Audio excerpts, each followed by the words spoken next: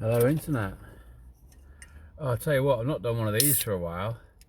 I'm doing a video where I'm chowing down on Waterfield's bacon and egg, brown sauce, butter, baguette, the fresh baguette.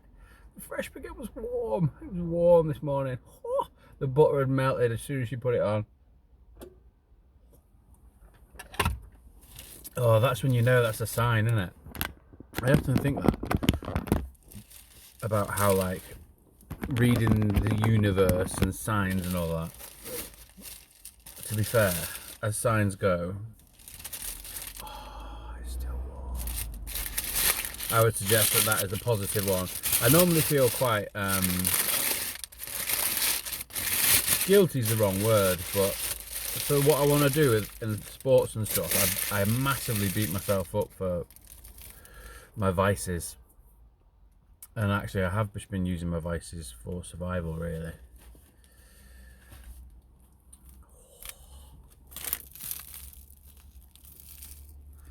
It should be an ASMR video, this, really, shouldn't it? I'll do an ASMR one next time. Oh, so fresh. What's cracking today? I've been getting up earlier. I like getting up earlier. You feel like you achieved something with your day. I mean, you got stuff done before it's even like 9 o'clock, and it's like, oh shit, this is good. It's useful. Also, there's like there's a different energy in the mornings. You wake up and it's like the dawn, it's like new start, it's like, I don't know, like there's something about like it being morning and then going to night, and like nothing productive happens after like 11 p.m. and that's when, like, when's the witching hour? They say the witching hour is at like 3 a.m, 2 a.m. So like it does appear that more, in inverted commas, negative things happen in the night, and there's more possibility of positivity in the morning.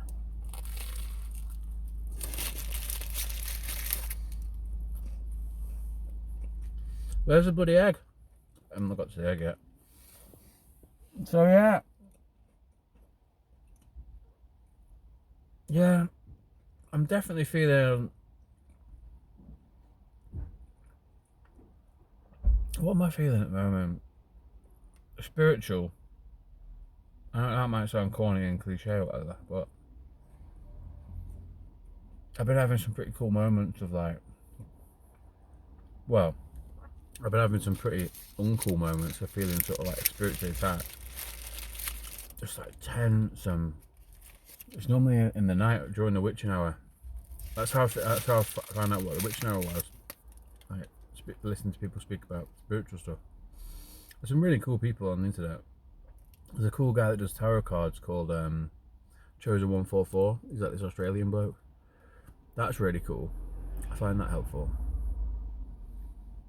Yeah, this world doesn't, this sort of science, humanistic sort of, it doesn't celebrate enough Eastern medicine and the spiritual side of things.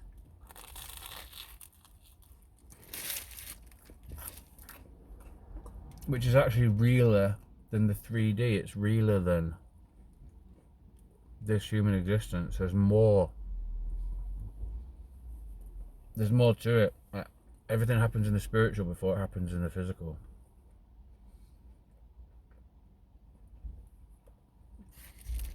But like, I think because the people majority that are more sensitive, and sensitive can be seen, it's often used as like a derogatory term, but being sensitive means when you're happy, you're happier, when you're sad, you're sadder. You know, it's a spectrum, and you just experience the ups and downs and middle ground, and you just feel everything more. I've noticed going through trauma seems to, I was already sensitive. Well, apparently, here we go. Apparently, being an empath is caused by, when you're younger, having trauma and then feeling your body, your soul, whatever, feeling the need to be sensitive to its surroundings so you can pick up on stuff more, so you can be safer, basically. And I think that must have been what happened with me. I'm constantly feeling under attack by whoever. Over the course of time, I've ended up becoming more and more and more and more and more sensitive, and more sensitive, and more sensitive. But then,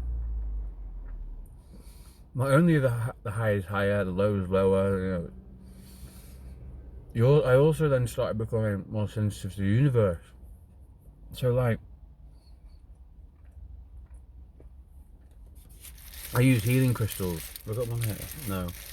I always thought it was a load of rubbish. Oh yeah, that's what I was going to say. Because the people that are generally more sensitive are girls and women, and it has quite it's got like a bit of a cliche stigma to it, where it's like kind of weirdos that are into it.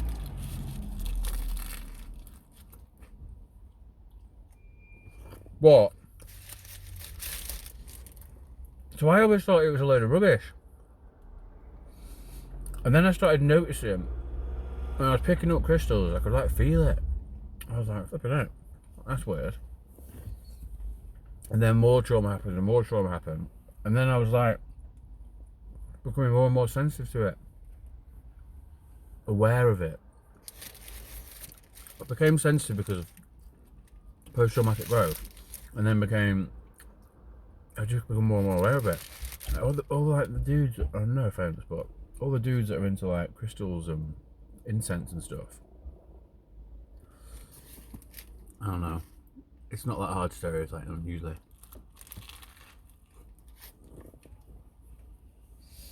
But I started noticing them working. I was like, what the hell is this?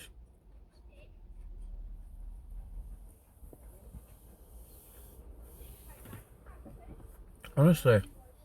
So now, I've realised that if you use like the Reiki healing music, like the solfeggio tones, I think it's called, everything's made up of energy and vibration. And you can lower your vibration by watching murder documentaries and gossiping and things like that. And you can higher your energy by doing things like crystal work or meditation or listening to Baroque or listening to reggae. Or you know that feeling that you get, I've said this on here before, that feeling that you get when you watch a feel-good film. I think that's it. I think that's the feeling of high vibration. You know, you start to come out of it, you feel like, yeah. I think that's high vibration, the feeling, the like the human 3D feeling of high vibration. Found my egg. And when you're in the state of vibration, you attract the same vibration. And that's where this law of attraction thing comes in. Manifesting.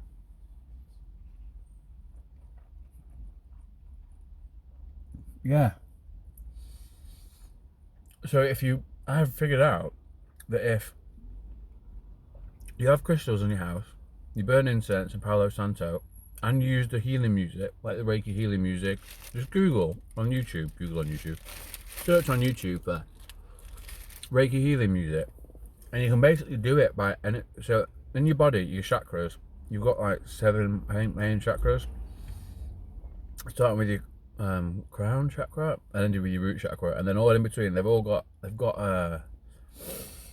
an associated color, right? So you can, the people talk about like clearing blockages or blocked chakras or whatever. It's not that they're blocked, they're just out of balance, and you can rebalance them by doing the healing work. This is mad stuff, isn't it? Like, I always thought this was such bullshit. And then I started to feel it, because I don't want to keep going on about my past, but because I've been through so much, I don't know why I did that, because I've been through so much stuff, I just kept being more and more and more and more sensitive and aware of these things, to the point of, it wasn't even the fact that I'm choosing it because I want to be associated with it, because loads of people do that. They're into something because they want to be associated with it. It's weird, I don't get it. But I don't necessarily want to be associated with it because the people that are associated with it are usually pretty weird. But I just got to a point where I became so sensitive and so aware and so like thingy of the universe. I was just like, oh shit, I can feel it. And once I had a felt sense of it, I can pick up a crystal and I can feel that I've got a crystal in my hand. It's mad. And when I burn Palo Santo, I can feel it. I can feel it. It's so mad. So after having processed that, because what they'll tell you in modern science is that if you see signs in the universe, if you're into that kind of stuff, you kind of look down upon. They say you're fucking mental, which actually happened to me. But it wasn't that I was ever mental. Well, yeah, I had a spiritual awakening when I was really young, and then I was just I was learning the new universe that I was seeing through these eyes. Like, they call this thing, when they say you're going mental, they got this thing called ideas of reference, right? And the doctors will tell you that you're mental for seeing synergies in the universe. It's so backwards. But if you listen to the yogis talk, or you know much about spirituality, you'll understand that there is a language to the universe as well.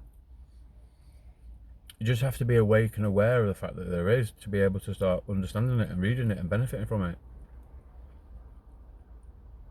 And apparently this is all the stuff that like the big groups that have like control over the world. I'm not that well versed in this bit, but apparently they know these secrets and then they keep them under wraps on purpose. Like numerology and stuff like that. Have you heard Kanye West talking about Jay-Z's album, the 4444 one? That's because that's numerology. I heard Kanye West and he was like, oh shit, you're giving them some of the real juice, the real sauce. Because like numbers and synergies and all that kind of stuff is very, very, very, very real. But then as the people, if you experience that, you're labelled as a bonkers. But the people at the top know about it. The people with control know about it. So, excuse me, I shouldn't talk with my mouth on. There's also a dude next to me, but I'm getting used to people looking at me all the time, so. That's one thing that I'm grateful to God for. Like when I was younger, I was always the man about town. Where I live, Stockton Heath, the beat. I was always a proper man about town. Get dressed up, go and get bladdered, spend loads of money, know everyone. Because I wanted to be known. And I was a bit of a character. Still bloody am. Just a bit more grown up, I guess. And there was a day where I think I was about 21. I was doing a Christmas shopping next. Someone came in. One of my colleagues told me. There's two funny stories actually. One of my colleagues told me that someone came over and said, "Oh, there's that Adam Dow," which is my name. My name isn't actually Spinebuster Douglas. Should be.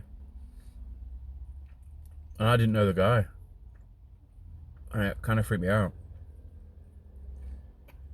Because I was like, I don't know whether part of it was self-sabotage, because that's what I worked towards. I wanted to be known or whatever. And then part of it was like anxiety, fear related because of my past. And yeah, it freaked me out. That people that I didn't know knew me. I didn't like it. It felt uncomfortable. And I don't know why, possibly, yeah, self-sabotage, possibly fear-based, trauma-based, but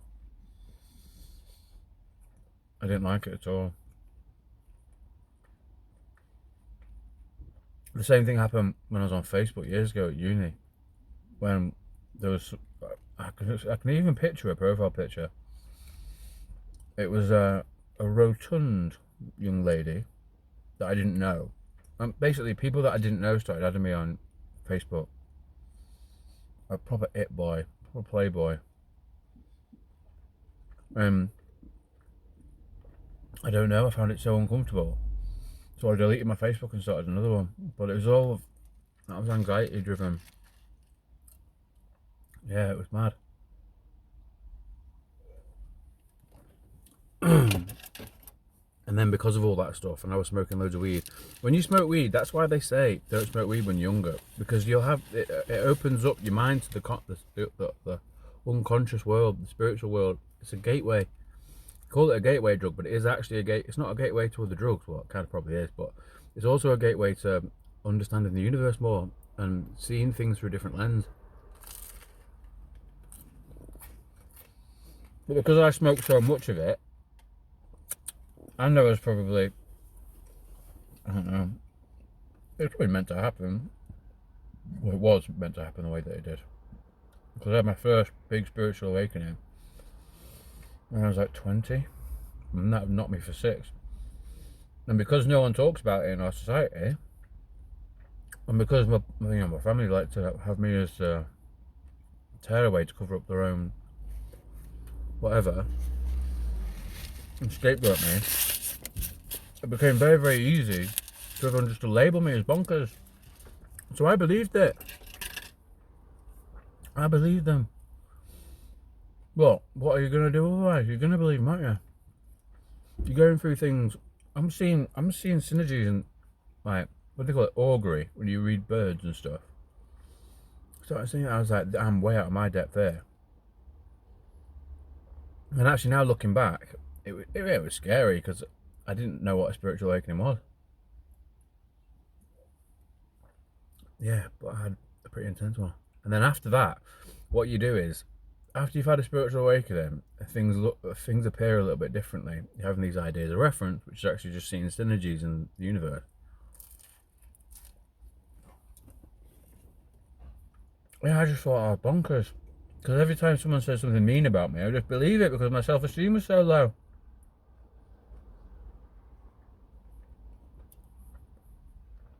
Mad, really. But then it had to happen because I blame myself for being mentally unstable. Because I chose to smoke weed, because I got kicked out of school smoking weed and da da da da da. Everything was always put on me, and I believed it. But actually now in hindsight, because I believed it so much, I actually went looking for answers to fix it. I ended up finding way more answers than I bargained for. So now I'm really grateful for the position that I'm in now. Because if they didn't blame me for everything, oh, it's so crispy, that bread. I wasn't scapegoated, then I wouldn't be able to have an exciting future that I'm gonna have. I wouldn't be able to have, I'd be a better father. Yeah, mad.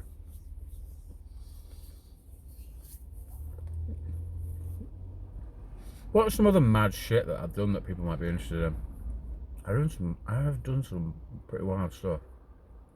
I jumped off a 80-foot cliff in ibiza. All the other lads that were doing were just sort of dropping off it like that, and I jumped and I started over rotating. I had to like kick my legs. That was scary. God was looking after me on that one, because if I had fucking belly fucked on that, I'd probably be dead. Yeah. What other mad stuff have I done? Taking ketamine's a bit wild. Some people used to enjoy it. I think I was probably predispositioned to be more sensitive to stuff, probably because of my past, as I say. And yeah, you go into a K-hole, and that is an interesting. I only done it about 3 or 4 or 5 times, maybe not even that, because I did it and I never enjoyed it because it was too strong. So I just throw up at parties. Everyone would be there sitting around in a room doing it, and they'd all get monged out. And I'd be like, I'm seeing the cogs of the universe. I'm seeing how this is all pulled together. And bear in mind, like, things like ketamine, for example, are incredibly powerful tools to unlocking the subconscious, the unconscious, the other realms or whatever of spirituality. And if you don't respect them, they will bite you in the ass. So if you've been like drinking alcohol, doing other drugs, and then do ketamine, other drugs I don't mean like anything bad, just pills or MD or whatever. It should be used as a spiritual tool rather than a party drug. Anyway, I found that out the hard way. I was in Ibiza and I had more than I have ever had. But for me, that was just like one line, like maybe like that. But for other people, they were doing like, the guy that I was living with did like a huge like marathon slug, and then he could like cope, but I only did a little bit. And that was when I said about this before, when I was going around telling everyone I was James Bond, which I think I might have manifested because of that day. And there was one time in particular where I took too much, for me anyway, and my mate tried to walk back to our apartment, and we got 96 steps because I ended up living in the apartment where I left to try and walk back to the apartment I was at the time, and I counted it, and we got 96 steps, and then went into a massive K-hole, and yeah, it was well intense. I even actually at that point I accepted death. I didn't even take that much, but because I think I was sensitive to it. Good night, and you basically just collapsed on the floor. I don't really remember because we were so fucked. I'm lying on the floor. All I can remember is people walking over our legs. We're on the pavement. People walking over our legs. I remember a police car driving past and slowing down, and it was just. I was like, wow, what troubled young men. But yeah, it was so intense that I accepted death, and that was a wild thing to happen. And then eventually, you sort of come around. I ended up stumbling back, and I was fucking traumatized. Because it went on for longer than it usually would, and also because you're not really that aware of time and space. Time is a construct, or whatever. You're just like in this thing, and it was like, yeah, it was a lot. That was in Ibiza, that in San Antonio. Yeah, there are really nice places in Ibiza as well. San Antonio, possibly not one of them. Good fun though, especially if you're not doing drugs and you're just going on like a getting pissed off or getting drunk holiday. Then the West End is a lot of fun. I ended up having more fun there than I did in the super clubs. Like Pasha, DC10. Where else did we go? I went to Zoo Project a lot. I worked for Zoo Project a little bit. I think I did one day, took it time, and then got guest list for the rest of the summer. Yeah. That was fun. That's like an old zoo that they made into like different areas, like a club on the daytime event. That was fun. My mate ended up being a gorilla in a costume. Yeah, but he was doing ketamine while he was working, and he was dressed up as a monkey jumping off trees and stuff. But then because he did it so much, he ended up going west as well. Because you've got to respect these things. You've got, and you know, if you're doing those types of powerful substances, it needs to be in a controlled environment. You need to like fast and like not eat certain foods and have like therapy sessions and shamanic sessions like before it, and then take it, and then like experience what it's supposed to be there for. But like party drugs, it's sad, man. Like looking back, like the majority of people that are in Ibiza are just a bit lost. It's actually, looking back now, it's very cliquey, very materialistic, very narcissistic, and also quite sad looking back. No one's like, I'm not saying the way to be happy is to jump on the rat race and get a career and stuff, but if you were gonna marry up, I mean, like compare people that were, you know, had supportive, happy childhoods that ended up then going on and having a career or whatever, and people that didn't, I think the majority of those that didn't are the kind of people that end up doing like living in Ibiza for that long. Speaking from experience. But that's not to say that I think that, look at these vices, left, right and bloody centre. Say what I'll do today, I'll not eat chocolate. Yeah, I'm conscious that I need to start cutting them out now.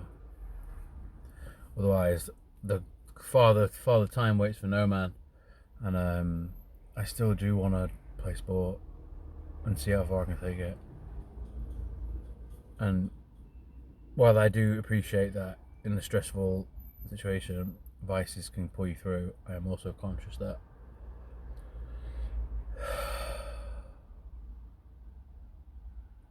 I just want to make something in my life, you know, and help people and help my kid, and I want to make the world a better place. Anyway, lost a train of thought there. When this guy goes, I'll have a cigarette. Yeah, I said to myself today that I was just going to have a chill day. I had a very stressful day yesterday. That's another thing. I only went to B&Q. I got loads of stuff from B&Q, and then got my little discount, 10%, which was quite sizable yesterday, which is good. I sort of saved up all the stuff I was going to buy. Lawnmower. I've got a lawnmower, but the body keeps breaking. So